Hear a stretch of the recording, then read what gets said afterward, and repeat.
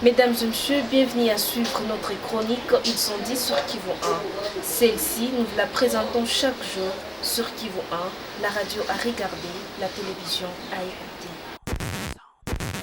Le ministre Justin Bitakwira des Relations avec le Parlement vient de confirmer c'est lui qui sera son chef de division ici au Nord Kivu.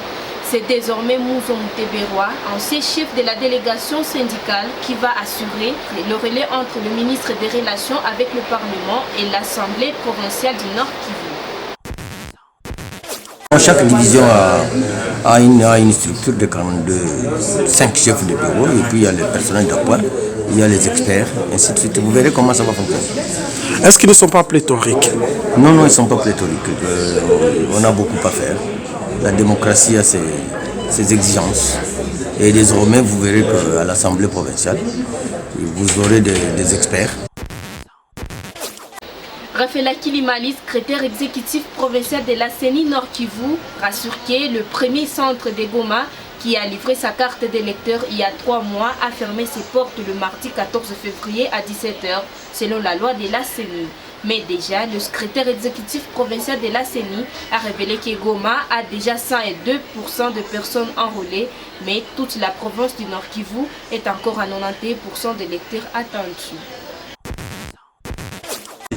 Le nombre de récurrents qu'il y a encore dehors, et à ce dernier, on va pouvoir délivrer des jetons.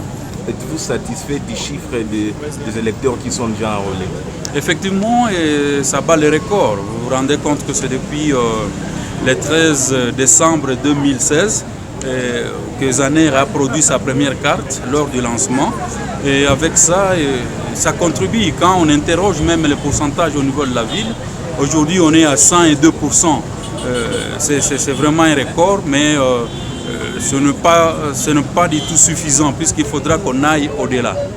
102% pour la province Nord Kivu, soit pour la ville de Goma? Ça c'est pour la ville de Goma. Pour la province du Nord Kivu, on est à 91%. Le procès des ADF qui se déroule à Beni n'est pas assez couvert par la presse provinciale, nationale et internationale. Pour Maître Omar Kavota d'Issepado, il est inacceptable que les procès commencés depuis août 2016 et qu'on arrive aujourd'hui à la 92e audience avec une faible couverture médiatique. Il dénonce cette manière de priver l'information à la population et de priver son droit à la vérité. Nous sommes en train de réaliser que les médias, aussi bien nationaux qu'internationaux, de grande réputation, en tout cas, sont très absents dans le cadre de couverture de procès. Et nous pensons qu'il est inadmissible parce que ces médias sont en train de priver la population de son droit à l'information et de son droit à la vérité. Merci à vous de nous avoir suivis. C'était la chronique Ils ont dit sur Kivu 1.